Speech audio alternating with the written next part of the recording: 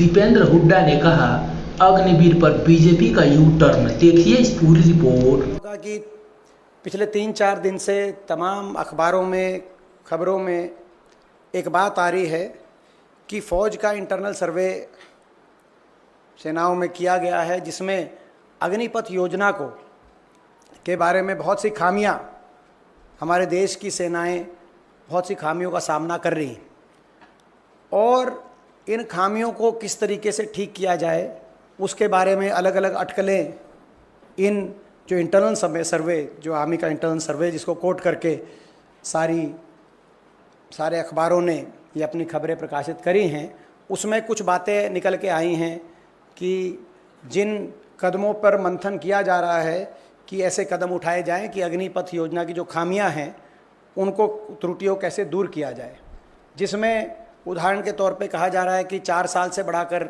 अग्निवीर का टेन्योर 7 साल किया जाएगा, या 25% रिटेन करने की बजाय 60 से 70% अग्निवीरों को रिटेन किया जाएगा, या जो ट्रेनिंग पीरियड है वो 24 हफ्ते से बढ़ाकर 37 से 42 हफ्ते किया जाएगा। ये 3 बातें निकल के आ रही हैं खामियों के अलावा कि ये ऐसे कदम उठाए जा सकते हैं, इन पे मंथन हो रहा है। तो सबसे पहले तो भारतीय राष्ट्रीय कांग्रेस स्पष्ट करना चाहती है कि ये स्कीम, अग्निपथ योजना, अग्निवीर भर्ती की योजना, पहले दिन से हम कहते रहे हैं कि पूर्णतः ये योजना ना देश हित में है, ना देश की फ़ौज के हित में है, ना देश के नौजवान के हित में है, ना देश की सुरक्षा के हित में है।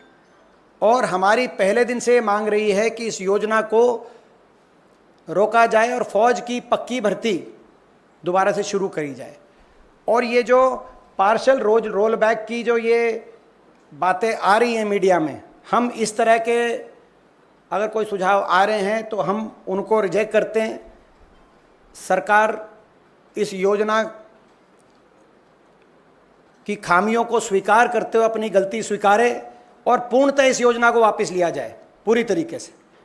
और पक्की भर्ती जो अग्निपथ योजना 2022 से पहले होती रही देश की फ़ौज में 1947 से लेकर 2022 तक, उस पक्की भर्ती को पूर्ण रूप से दोबारा से शुरू किया जाए।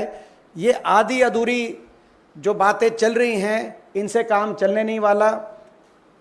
ये एक योजना देश की फ़ौज के लिए बड़ी घातक योजना साबित हुई। ये रिपोर्ट्स बता रही, आपने देखा होगा, आपके बहुत से अखबारों ने उन रिपोर्ट्स को प्रकाशित किया है, वो सारी बातें सत्य साबित हुई जिन बातों को लेकर हमने आपके बीच में बार बार इस सरकार को आगाह किया था जब ये वो योजना सरकार लेके आई थी। पहला सवाल जो आया, ये बड़ा महत्वपूर्ण सवाल है, हमने हमेशा उठाया। इंटरनल रिपोर्ट में, फ़ौज की इंटरनल रिपोर्ट में आया कि अग्निवीर जो हैं उनके बीच में जो जज्बा पहले हुआ करता था फ़ौज में, एक दूसरे से के साथ सहयोग करके चलने का जज्बा, एक दूसरे पे जान न्यौछावर करने का जज्बा, देश पे जान कुर्बान करने के जज्बे के साथ साथ एक दूसरे पर जान न्यौछावर करने का जज्बा। कोई अगर घायल हो गया तो किलोमीटर पे किलोमीटर उसको अपने कंधों पर लेकर सुरक्षित जगह पहुंचाने का जज्बा। ये जो सारा जज्बा होता था, फ़ौज की रिपोर्ट ये बता रही है कि इस जज्बे में कमी आई है और क्योंकि 25% ही रखे जाएंगे, बाकी सबकी छुट्टी कर दी जाएगी। आपस में प्रतिद्वंदता और प्रतिस्पर्धा का माहौल अग्निवीरों में बन गया है, जो कि फ़ौज की, किसी भी फ़ौज की मजबूती के लिए और मनोबल के लिए अच्छा नहीं। और ये मैं आपको बता दूं कि फ़ौज की सबसे बड़ी अगर हथियार किसी फ़ौज के पास होता है तो उसका मनोबल होता है। किसी भी हथियार से बड़ा अगर कोई हथियार है तो फ़ौज का मनोबल है। और ये अग्निवीर योजना, फ़ौज के इंटरनल सर्वे बता रहे हैं, जैसे सारे अखबारों में आया है, कि उस मनोबल के लिए और उस आपसी तालमेल, भाईचारे की, सहयोग की, आपस में एक दूसरे के लिए मर मिटने की भावना में जो गिरावट आई है, ये सबूत है इस बात का जो हमने शुरू से कहा था कि ये दूरदर्शी सोच के साथ ये योजना नहीं लाई गई। दूसरी बात, एक और बात आई है निकल के, ये इसमें आई कि जो ट्रेनिंग है वो ट्रेनिंग सफिशेंट नहीं है। 6 महीने की ट्रेनिंग यानी कि 24 हफ्ते की ट्रेनिंग से जो अग्निवीर उनकी जो परफॉर्मेंस है वो ट्रेनिंग फौज ने पाया है कि वो ट्रेनिंग सफिशेंट नहीं है, और इसीलिए ट्रेनिंग का जो पीरियड है उसको बढ़ाकर 37 से 42 हफ्ते, 24 हफ्ते से बढ़ाकर 37 से 42 हफ्ते करने की बात कही जा रही है। तो यानी कि ये कितना बड़ा घातक ये योजना साबित हुई देश के फौज के लिए। एक तरफ तो पूरी तरीके से ट्रेंड फौजी आपके चीन और पाकिस्तान के बॉर्डर पे खड़े हैं, और दूसरी तरफ ऐसे अग्निवीर जिनको पूरी ट्रेनिंग भी नहीं आपने दी, उनको उनके मुकाबले में खड़ा करने का काम आपने किया है। जो आज आपकी देश की फौज का इंटरनल सर्वे ये बता रहा है कि जो ट्रेनिंग की जो बात है, ये ट्रेनिंग की बात कहीं ना कहीं इससे नुकसान हुआ है। देश की फौज भी ट्रेनिंग की क्वालिटी से संतुष्ट नहीं है। ये भी एक बहुत गंभीर प्रश्न है। इसके साथ अगला सवाल जो इस रिपोर्ट्स के माध्यम से आया है कि भारत की लॉन्ग टर्म डिफेंस प्रिपेयर्डनेस को लेकर है, राष्ट्रीय सुरक्षा के लिए देश की फौज की जो भूमिका होती है और उसका जो फौज का जो स्तर होता है उसको लेकर है। जो टेक्नोलॉजी इंटेंसिव सर्विसेज है, ये भी हमने ये पॉइंट आपके बीच में रखा था कि उसमें जो सीनियर टेक्निकल पर्सनल जो फौज को ज़रूरत होती है, अग्निवीर, क्योंकि सभी अग्निवीर के माध्यम से आ रहे हैं, उसमें बड़ी शॉर्टफॉल आ चुकी है फौज में। और ये कहा गया है कि 2035 तक बड़ी भारी शॉर्टफॉल आ जाएगी। जो फौज जिस पे हमें नाज है, यानी कि हर रोज़ ये अग्निवीर योजना उस फौज की साख को गिराने का काम कर रही है। इतनी घातक योजना साबित हुई। ये बताता है कि यानी कि जहाँ पे टेक्निकल ट्रेनिंग की आवश्यकता है अच्छी तरीके से हमारी डिफेंस इक्विपमेंट को हैंडल करने के लिए, वहाँ पर हमने शुरू से ये बात कही थी, वो बात अब इस रिपोर्ट में भी आपके सामने आ चुकी। और अब कहा जा रहा है कि इन सभी बातों को देखते हुए 2-3 कदम उठाए जाएंगे। जैसे मैंने कहा 4 से बढ़ाकर 7 साल की एक बात आ रही है चर्चा में। 25% जो रिटेन किए जा रहे अग्निवीर उससे बढ़ाकर 60 और 70% रिटेन किए जाएंगे। ये भी एक चर्चा का विषय आया है अखबारों के माध्यम से। और ये ट्रेनिंग को बढ़ाकर, सबसे पहले मैं अपनी बात जो हमने शुरू में मैंने जहाँ से जिस बिंदु से शुरू करी कि इस तरह की जो भी चर्चाएं हैं उनको हम रिजेक्ट करते हैं। अगर ये सुझाव आ रहे हैं इनको हम रिजेक्ट करते हैं। अग्निवीर योजना को हम रिजेक्ट करते हैं। और ये कोई राजनीतिक विषय नहीं है, क्योंकि देश की फौज और देश की सुरक्षा कभी राजनीति का विषय हो ही नहीं सकता। इस देश में कोई भी ऐसा नागरिक नहीं होगा जो ये नहीं चाहेगा कि हमारी देश की फौज मजबूत हो। हमारी देश की फौज दुनिया में सबसे मजबूती से देश की रक्षा करे, देश में कोई भी ऐसा नागरिक नहीं होगा। इसीलिए, और ना ही कोई राजनीतिक दल ऐसा होगा। तो आज इस पूरी तरह स्कीम को स्क्रैप करके पक्की भर्ती को दोबारा से शुरू करें, ये हम मांग इस सरकार से करना चाहते हैं। और आपने देखा भी होगा, चुनावों के नतीजे भी ये दर्शाते हैं, जो राज्य, जो प्रदेश जहां से ज़्यादातर हमारी देश की फौज आती है, चाहे वो उत्तर प्रदेश हो, चाहे वो हरियाणा हो, चाहे पंजाब हो, चाहे महाराष्ट्र हो, और चाहे तमिलनाडु, ये ऐसे प्रदेश हैं जहाँ से हमारे देश, चाहे केरल हो, हमारे देश की फौज का बड़ा हिस्सा इन प्रदेशों से आता है। वहाँ पर आपने देखा होगा लोगों ने भी, केवल देश की फौज ने इसको रिजेक्ट नहीं किया, देश के जनमानस ने भी इस स्कीम को रिजेक्ट करने का काम किया है। और ये हमारा सवाल भी है कि ये योजना ना तो देश की सुरक्षा के हित में पाई गई, ना देश के नौजवान के हित में पाई गई, और ना देश के हित में पाई गई। तो ये योजना लाई कैसे? और ना ही ये भाजपा के घोषणा पत्र में थी, ये कोई भारतीय जनता पार्टी या किसी पार्टी के घोषणा पत्र में नहीं थी, और इसको योजना को लागू करने की मांग भी देश में कोई नहीं कर रहा था। ना फौज कर रही थी, कहीं देश का कोई नौजवान कर रहा था, ना भारतीय जनता पार्टी के घोषणा पत्र में ये योजना थी, ना देश का कोई वर्ग कह रहा था अग्निपथ योजना लेके आओ। तो ऐसे में सवाल ये उठता है, ये भी आज आपके माध्यम से हम पूछना चाहते हैं सरकार से, कि सरकार ये बताए कि ऐसा घातक सुझाव किसके, ना सिर्फ इस योजना को वापस करे, लेकिन सरकार ये भी बताए किसके सुझाव पर ऐसी घातक योजना जो देश की फौज को के लिए नुकसानदायक साबित हुई सरकार लेके आई। क्योंकि आपने देखा होगा पहले भी सरकार ने ऐसे फैसले किए, बाद में पता चला कि किसी ने उसका सुझाव दिया था। आपने देखा होगा 3 कृषि कानून, बाद में पता चला किसी और जगह से सुझाव आया था, और आपने देखा होगा नोटबंदी सुझाव कहीं और से आया था।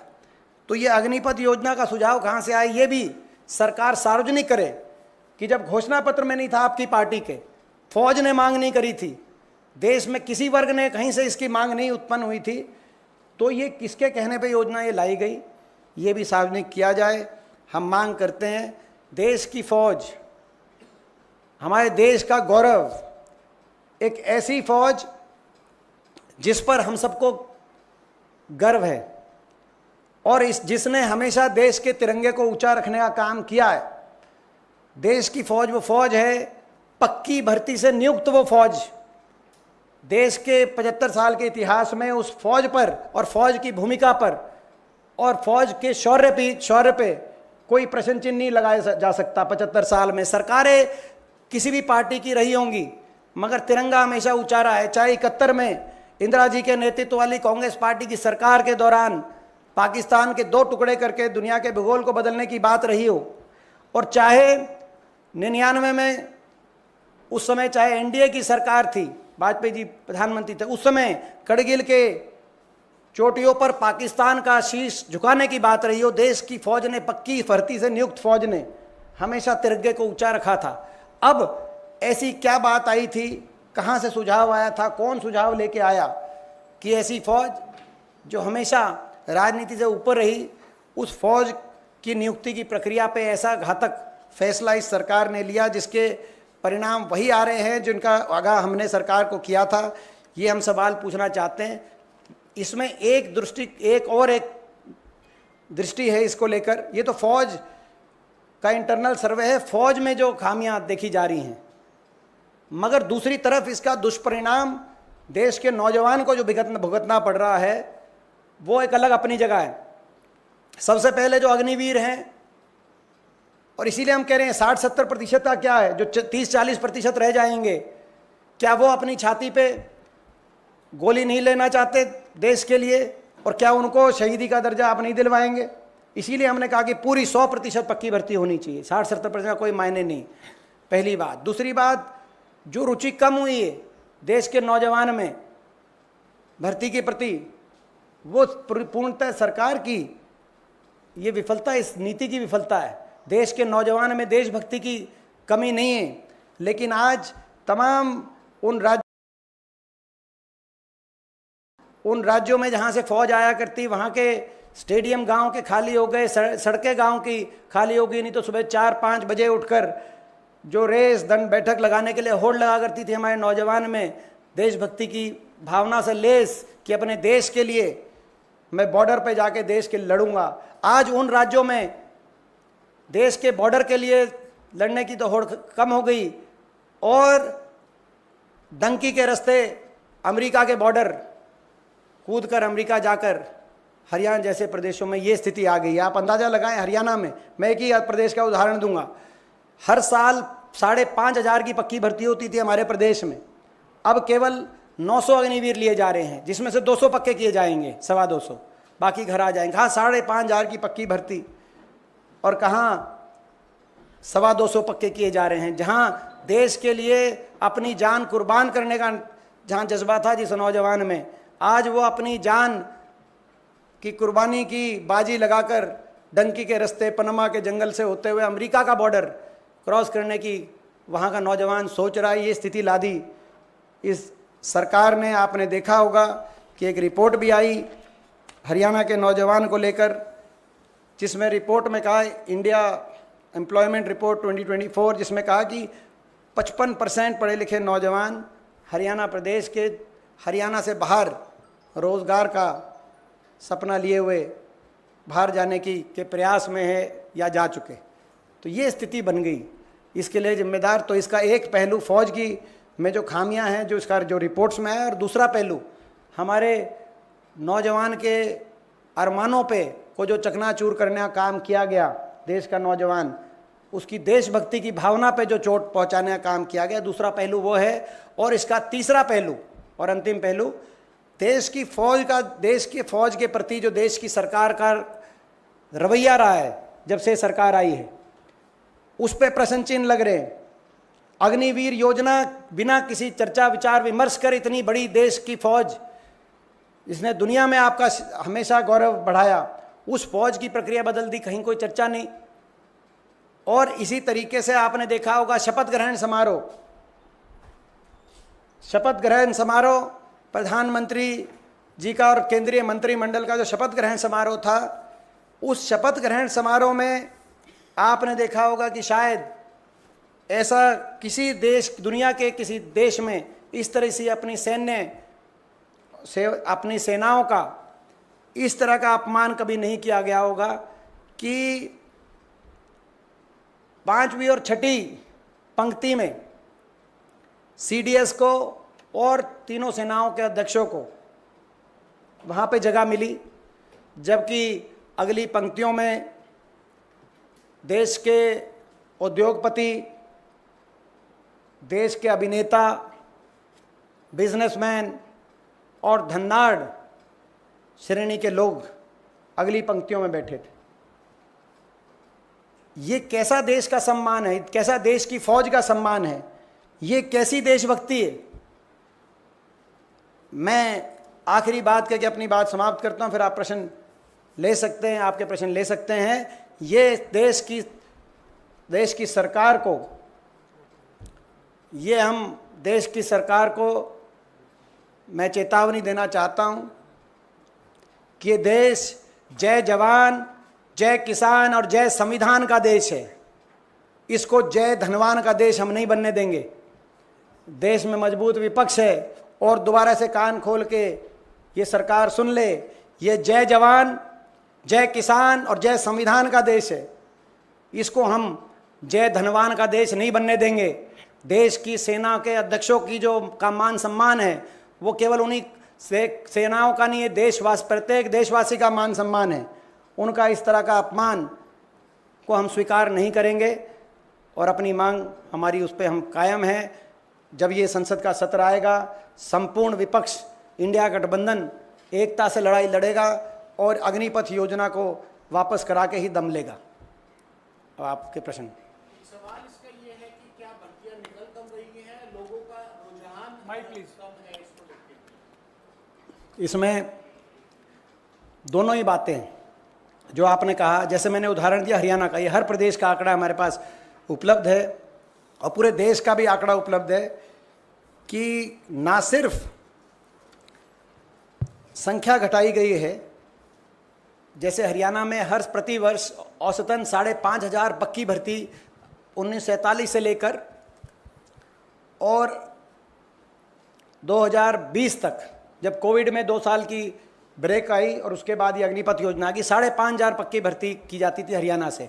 अब वहीं हरियाणा प्रदेश से केवल 923 अग्निवीर लिए गए, जिसमें से केवल 200 को पक्का किया जाएगा। तो जब इतनी संख्या में गिरावट आई है तो निश्चित तौर से आज आप कोचिंग सेंटर्स को जाके देखिए, आप महेंद्रगढ़ में देखिए, रेवाड़ी में देखिए, रोहतक में देखिए, भिवानी में देखिए, ये पूरा इलाका जहाँ से जिन जिलों से हमारे देश की फौज में सबसे बड़ा योगदान हरियाणा देता है, हर 10वां सैनिक हरियाणा से है। और बाकी प्रदेशों में भी आप चुरू झुंझुनू देखिए राजस्थान में, तो ये जो आप पंजाब में देखिए, तो उन जो कोचिंग सेंटर्स थे वो खाली हो गए हैं या उनकी संख्या पहले के मुकाबले बहुत कम रह गई है वहाँ पे प्रैक्टिस करने वालों की। तो ये आप अंदाज़ा लगा सकते हैं कि सरकार की नीति के दुष्परिणाम चारों चौतरफा हैं। सर, जिस व्हाट्सएप की बात आप कर रहे हैं, सरकार उस पर मना कर रही है की टेन्योर जो है 7 साल बढ़ाने के और 60% जो है उसको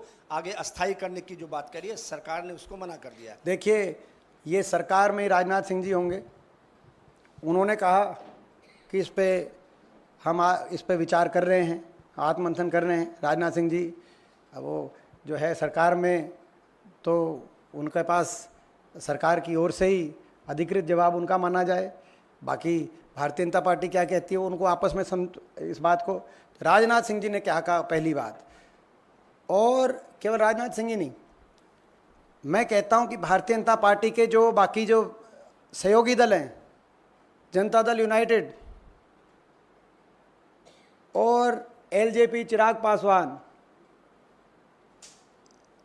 और राष्ट्रीय लोक दल जयंत चौधरी, इन लोगों के क्या इस मामले को अग्निपथ योजना पर लेके इनका क्या स्टैंड रहा था, आप देखिए। सारे इनके सहयोगी दल, इनके स्वयं रक्षा मंत्री ये कह रहे हैं कि इस पर हम मंथन कर रहे हैं, यदि बदलाव की ज़रूरत होगी तो उस पर विचार किया जाएगा, ये भी उन्होंने कहा। तो इसीलिए हमारी बात है। एक और बात में, एक पहलू रह गया था, अग्निपथ योजना से प्रतिवर्ष ये सरकार बचत जो करने की, जिसकी वजह से ये योजना लेके आई कि पेंशन नहीं देने पड़े, वन रैंक वन पेंशन की इन्होंने बात करी थी। रेवाड़ी में रैली कर वहाँ से शुरुआत हुआ था 2014 के कैंपेन का, और वन रैंक वन पेंशन का वायदा किया गया था। अब ये नो रैंक नो पेंशन पे आ गई बात, no rank no pension.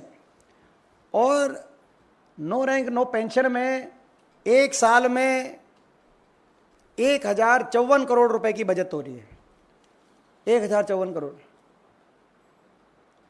1054 crore की बचत का मतलब है प्रति वर्ष जितना सरकार अपने प्रचार पे खर्च रही है, अखबारों और इलेक्ट्रॉनिक मीडिया में ऐड देने पर, उससे भी कम का बचत। सरकार थोड़ी ऐड पे अपनी कम खर्चती तो सेना को बचा लेती, लेकिन सेना को कच्चा करके सरकार ने उस बजट को, उतना ही बजट हर प्रतिवर्ष अपने प्रचार पे खर्च रही है सरकार। तो जिम्मेदार विपक्ष की भांति हम प्रश्न ना उठाएं, तो आप बताइए क्या करें। कोरोना का टीका बनाने वाली कंपनी से इन्होंने जो चंदा लिया, अब चंदा ही ये ले रहे थे तो चंदों से काम चला लेते। सरकार का पैसा अपने प्रचार के लिए उतना ही खर्च कर रही है जितना अग्निपथ से बचत कर रही है फौज में। देश के करोड़ों नौजवानों के सपनों को तो ना तोड़ते, देश की फौज के मनोबल को तो कमजोर ना करते।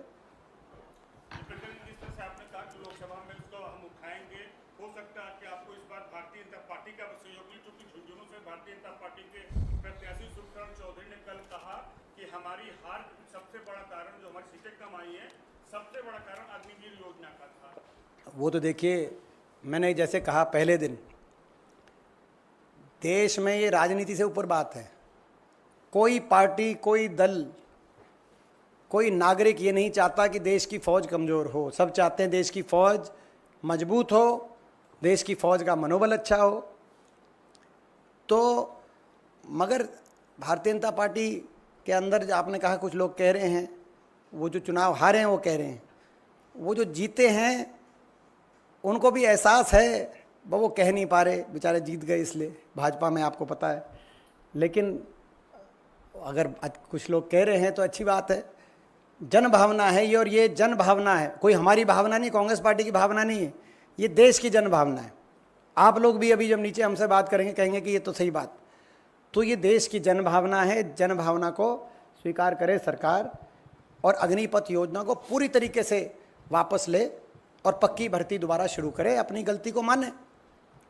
दीपेंद्र जी, सर, एनडीए में शामिल जेडीयू ने खुल करके ये अग्निवीर की समीक्षा की मांग की, तो जिस तरह से आप लोग कह रहे हैं कि इसको बंद किया जाए और वापस पुरानी भर्ती बहाली की योजना शुरू की जाए, क्या इसको लेकर कांग्रेस, जेडीयू, एलजेपी, आरएलडी जैसी पार्टियां, टीडीपी इनसे संपर्क करेगी, बातचीत करेगी कि अग्निवीर के मसले पर कम से कम ये कांग्रेस के स्टैंड का समर्थन करे? इसको लेके क्या कांग्रेस की कोई रणनीति है? रणनीति जो भी संवैधानिक रास्ते हमारे पास उपलब्ध हैं, उस हर रणनीति से इस योजना को वापस करके देश में पक्की भर्ती दोबारा शुरू कराने के लिए कांग्रेस पार्टी नेतृत्व देगी। मैं ये भी एक आपको स्पष्ट कर दूं कि यदि इस योजना को वापस करके फौज के लिए अगर किसी ने आवाज़ उठाई है पक्की भर्ती दोबारा शुरू होने की, तो सर्वप्रथम राहुल गांधी जी ने, और लगातार उन्होंने इस योजना की कमियां भी सरकार को गिनवाई, बार बार मांग भी करी, और ना सिर्फ अग्निपथ को लेकर उन्होंने, मगर जो बहुत से ऐसे लाखों की संख्या में आपको पता है ऐसे नौजवान जिनको पक्की भर्ती के माध्यम से जो चयनित हो गए थे फौजी, आपको पता है ना, उसका 1.5-2 लाख फौजी जो चयनित हो गए नौजवान, उनको ज्वाइनिंग नियुक्ति नहीं मिली क्योंकि अग्निपथ योजना की, वो पक्की भर्ती में क्योंकि चयनित हो गए थे 2019-20 के। राहुल गांधी जी ने उनके लेकर भी, उनके अधिकारों को, उनके भविष्य को लेकर भी यदि किसी ने आवाज़ उठाई है तो माननीय राहुल गांधी जी ने उस बात को उठाया। तो कांग्रेस नेतृत्व देगी इस मुद्दे को, और इसकी वापसी के लेकर हम सरकार से जो है सरकार पे दबाव बनाएंगे। दीपेंद्र जी, मेरा सवाल ये है, चूंकि अब आप भी लोकसभा में आ गए हैं और 18वीं लोकसभा का पहला सत्र कुछ दिनों में शुरू भी होगा। अग्निपथ योजना को लेकर कई सारी ऐसी राजनीतिक पार्टियां जो फिलहाल एनडीए में हैं और खुद बीजेपी के कुछ सांसद भी सवाल उठा रहे हैं, ऐसे में क्या पहले ही सत्र में लोकसभा के अंदर नियम 267 के तहत चर्चा कराने और उसके बाद इस मुद्दे पे वोटिंग हो, इस बात को लेकर कांग्रेस पार्टी या इंडिया गठबंधन इंसिस्ट करेगी, ताकि ये पता चल सके कि सत्ता पक्ष में से जो लोग वाकई में अग्निपथ योजना वापस करवाना चाहते हैं वो लोग आप लोगों के साथ हैं या नहीं? अजय जी, ये भी एक अच्छा सुझाव है, और ये भी मैंने जैसे कहा कि जो हमारे पास तमाम रास्ते उपलब्ध हैं जिसको लेकर दबाव बनाया जाए सरकार पे, उनमें से एक ये भी है। और हमारी जो संसदीय दल के कोर ग्रुप की जो बैठक होगी और जो हमारा जो रणनीति बनेगी वो आपके सामने हम स्पष्टता से रखेंगे, मगर हर उस रास्ते पे विचार किया जाएगा जिसको अख्तियार करके हम सरकार पे दबाव बना सके, इंक्लूडिंग 267। हुड्डा जी, मेरा सवाल आपके राज्य से है। जिस दिन रिजल्ट आया तो उसके बाद आपने कई सारे स्टेटमेंट दिए, कहा कि आप 46 सीटों पे आपकी पार्टी आगे है, 47% आपका वोट शेयर है। आपको लगता है कि 46 सीटें पर्याप्त हैं 90 की विधानसभा में आपकी सरकार बनने के लिए? वो जो डाटा का आप बार बार जिक्र करते हैं वो बहुमत के आंकड़े से सिर्फ 1 नंबर ज़्यादा है। धन्यवाद अजय जी। देखिए, मैं हरियाणा इस आपके माध्यम से सभी तमाम हरियाणा वासियों का बहुत बहुत धन्यवाद करता हूं कि हरियाणा वासियों ने जिस तरीके से दिल खोल करके कांग्रेस पार्टी का साथ और समर्थन दिया है इस चुनाव में, लोकसभा चुनाव में एक बहुत बड़ी कांग्रेस पार्टी की जीत हुई है हरियाणा के अंदर, और इसके लिए सभी हरियाणा वासी धन्यवाद के, बधाई के पात्र हैं। मुझे खुशी है इस बात को कहते हुए कि देश में इंडिया गठबंधन को 28 प्रदेशों में जो अलग अलग वोट शेयर मिला, सबसे अधिक वोट शेयर इंडिया गठबंधन तो कांग्रेस पार्टी को 47.6% हरियाणा में जो मिला, ये तमिलनाडु, केरल, कर्नाटक जैसे दक्षिण के राज्य, क्योंकि ये उन लोगों को भी जवाब है जो दक्षिण उत्तर की बात भारतीय जनता पार्टी वाले करते थे। तो हरियाणा में 47.6% देश के 28 राज्यों में इंडिया गठबंधन को मिलने वाला सबसे ज़्यादा वोट शेयर ही नहीं था। अगर तमाम राज्यों में अगर वोट अपस्विंग देखें, पिछली बार के मुकाबले में कितना वोट प्रतिशत बढ़ा, तो कांग्रेस पार्टी का सबसे ज़्यादा 19.7% अगर वोट कहीं बढ़ा देश में तो हरियाणा के अंदर बढ़ा। इस बात का भी हमें गर्व है। 28 राज्यों में सबसे ज़्यादा वोट शेयर बढ़ना, वोट शेयर में वृद्धि, ये अपने आप में एक तस्वीर बता रही है। हरियाणा में 1984 के बाद ये सबसे ज़्यादा मत प्रतिशत इस चुनाव में मिला है। तो आप अंदाज़ा लगा सकते हैं कितने सालों का रिकॉर्ड टूटा गया है। और 10 की 10 लोकसभा सीटों पर रिकॉर्ड वृद्धि हुई है वोट में, एक भी वोट लोकसभा सीट पे, और 10 की 10 लोकसभा सीटों पर भाजपा के वोट शेयर में रिकॉर्ड गिरावट आई है। और केवल लोकसभा ही सीट नहीं, आपका जवाब इसमें आप संकेत आगे का देख सकते, ढूंढ सकते हैं। 90 विधानसभा हरियाणा की, 90 की 90 विधानसभाओं में कांग्रेस का वोट शेयर बढ़ा है और 90 की 90 विधानसभाओं में भाजपा का वोट शेयर गिरा है, चाहे वो हरियाणा के किसी कोने में हो, कोई जाति धर्म समीकरण उस विधानसभा क्षेत्र में हो। तो ये पैन हरियाणा का एक संकेत आप अंदाज़ा इसका लगा सकते हैं और ये संकेत स्पष्ट है। लोगों ने एक स्पष्ट संकेत दिया हरियाणा वासियों ने कि हरियाणा में बदलाव निश्चित है, हरियाणा में भाजपा की सरकार जा रही है और 3 महीने के बाद हरियाणा में कांग्रेस पार्टी की सरकार आ रही है। ये लोगों ने स्पष्ट संकेत दिया है और ये संकेत बीजेपी भी समझ गई। इसीलिए इलेक्शन से 1 हफ्ते पहले उनको अपने मुख्यमंत्री का चेहरा भी बदलना पड़ा। फिर भी चुनाव के बीच में आपने देखा होगा 3-3 निर्दलीय विधायक भाजपा से समर्थन वापस लेकर उन्होंने उदय भांजी और हुड्डा साहब के हाथ में समर्थन पत्र देने का काम किया, कांग्रेस पार्टी को समर्थन देने का काम किया। आज ये भाजपा की प्रदेश की सरकार अल्पमत में सरकार आ गई है। अल्पमत में जो असंवैधानिक रूप से चल रही है हरियाणा में सरकार, मैं आप लोगों को ये भी जानकारी मिला दूं, अल्पमत में तो केंद्र की सरकार भी आ गई है, लेकिन कम से कम इनके सहयोगी दल हैं जो इनका संख्या बल पूरा कर रहे हैं। हरियाणा में तो सहयोगी दल के साथ गठबंधन भी टूट गया है। ये 42 विधायकों की सरकार है, जिसके साथ गठबंधन था वो भी टूट गया है और जिसके साथ गठबंधन किया था दुष्यंत चौटाला की जेजेपी पार्टी, वो बीजेपी के साथ गए। इतना लोगों को इस बात से तकलीफ हुई कि उनकी नोटा से भी कम वोट आई हरियाणा में उस पार्टी की 10 सीटों मिलाकर। तो कहने का मतलब ये है कि हरियाणा में पिछली बार हम मात्र 10 सीटों पे आगे थे। अब मैं आपके प्रश्न का जवाब 10 सीटों पे आगे थे, लेकिन जब चुनाव हुआ और भाजपा थी 79 सीटों पे भाजपा की बढ़त थी, विनीत जी को भी याद होगा, 79 सीटों पे भाजपा की बढ़त थी। इसलिए बीजेपी ने 75 पार का नारा दिया था, जैसे यहाँ 400 पार के दे दिया। लेकिन वो जब 3 महीने बाद चुनाव आया तो वो 79 से घट के 40 पे आ गए और कांग्रेस 31 पे आ गई। और भाजपा वालों ने कहा, जब उन्होंने सवाल पूछा कि भाई ये इतना कैसे गिरावट आ गई 3 महीने में, तो बोला कि हम जो है हम प्रधानमंत्री के चेहरे पे जो चुनाव लड़ रहे थे। तो अब तो जब उनका चेहरा था तो तब भी हमारी सीट ज़्यादा है, हम 46 पे हमारी बहुमत आई है, हम आगे हैं, हमारा वोट शेयर भी ज़्यादा है। उन्हीं को हरियाणा वासियों ने रिजेक्ट करने का काम किया। मैं बधाई देना चाहता हूँ राहुल गांधी जी को। राहुल गांधी जी की जो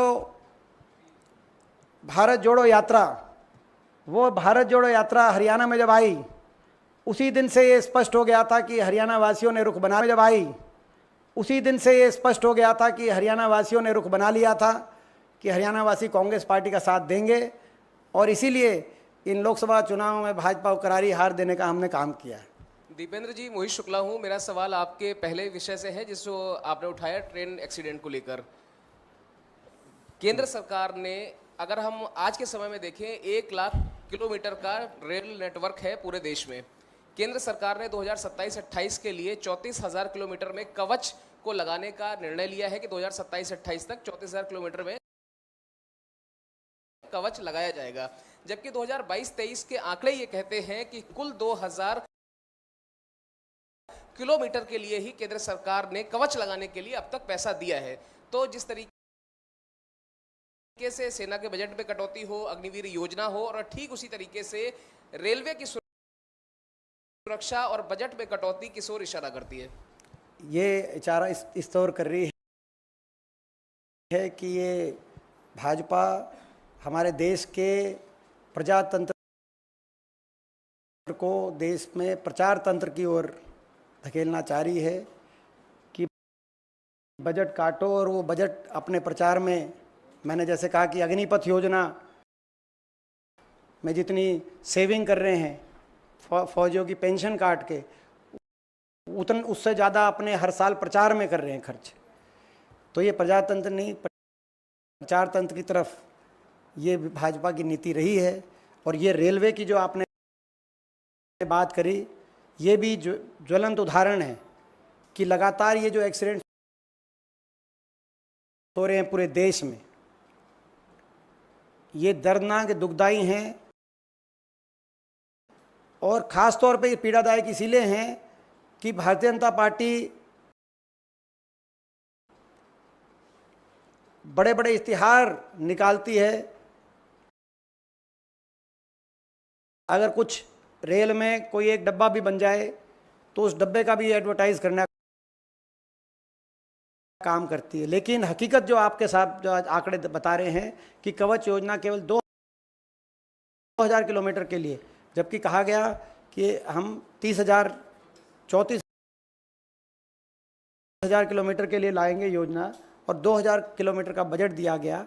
तो हकीकत में और मार्केटिंग में बहुत फ़र्क अंतर है, जिसका खामियाजा सभी यात्रियों को अपनी जान माल को गवा के करना पड़ रहा है। देश की सरकार को इस पे जवाब देना चाहिए।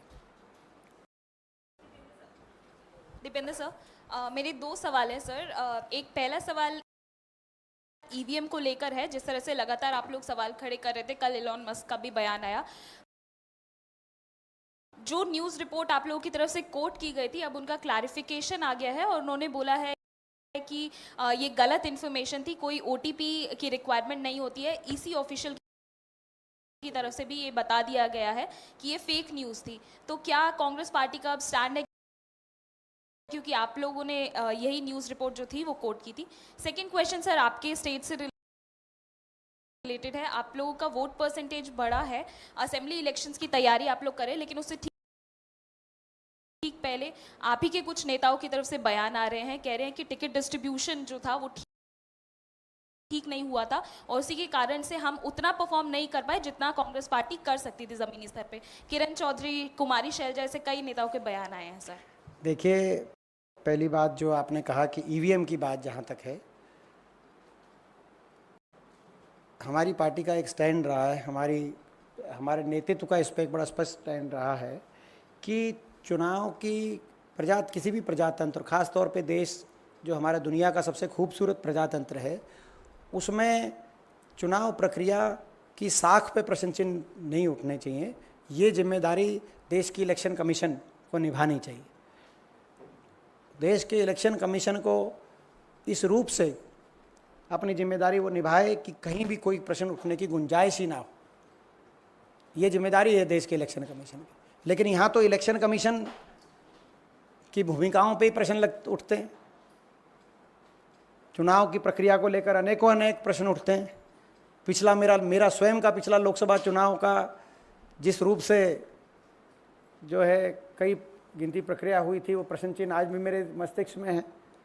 तो कहने का मतलब ये कहीं ना कहीं देश के प्रजातंत्र को की साख को बनाने के लिए इलेक्शन कमीशन को निष्पक्षता से काम करना चाहिए। जहाँ तक हरियाणा की बात है, हरियाणा में कांग्रेस एकजुट है। आप लोग खबरें तलाशते रहें, हम लोग सरकार बनाएंगे कांग्रेस पार्टी की बात। एक सवाल है, अग्निवीर योजना जब आई थी तो ये भी एक अल्टरनेट दिया गया था कि भाई जो अग्निवीर योजना से रिटायर हो गए, यानी कि 4 साल के बाद फ्री होंगे, और खास तौर से हरियाणा का, आपके ही राज्य का जिक्र है कि उनको स्टेट गवर्नमेंट में, पुलिस में या बाकी पोस्ट पे लगाया जाएगा। इसको लेकर भी क्या कांग्रेस ने कोई रिसर्च की है कि वो चीज़ से भी क्या एक फ़ायदा होता है कि भाई उनको भी किसी तरह से पुलिस में या बाकी आर्म फोर्सेज में एडजस्ट किया जा सके? देखिए, मैं एक उदाहरण देना चाहता हूँ कि हरियाणा का ही दूंगा, बाकी जगह भी आप अंदाज़ा लगा सकते हैं। पूरे देश में स्थिति, हरियाणा में तो भाजपा की सरकार रही है। कहा था कि अग्निवीरों को पक्की नौकरी देंगे, लेकिन हरियाणा में 30,000 से ज़्यादा जो एक्स सर्विसमैन, पूर्व सैनिक, एक्स सर्विसमैन, उनमें से इन 10 वर्षों में 543 को हरियाणा सरकार ने नौकरी दी है, वेटिंग लिस्ट में। बाकी तो ये कहने में और करने में ये जो अंतर है, ये कथनी और करनी में जो ये अंतर है, यही कारण है कि देशवासियों ने इस योजना को पूर्णतः रिजेक्ट करने का काम किया है। और ये इस आंकड़े में आपका संपूर्ण जवाब है। उन एक्स सर्विसमैन को ही नहीं लगाया। अब अग्निवीर, वो तो पूरी तरह फुल्ली ट्रेंड हैं, उनको ही सरकार ने नौकरी नहीं दी। तो अग्निवीर को, ये हरियाणा की सरकार, भाजपा सरकार की नीयत है, ये हरियाणा की भाजपा सरकार की नीयत है। हम अपने हरियाणा में घोषणा पत्र में तो खैर जो रखेंगे प्रावधान, हम तो एक्स सर्विसमैन्स के लिए भी और अग्निवीर्स के लिए भी उनको guaranteed job opportunities Haryana police department हो या बाकी डिपार्टमेंट्स हो, वो हम अपने घोषणा पत्र में वो प्रावधान करेंगे हरियाणा में। लेकिन भाजपा ने क्या किया, प्रश्न इस बात पे। दीपेंद्र जी, एक सवाल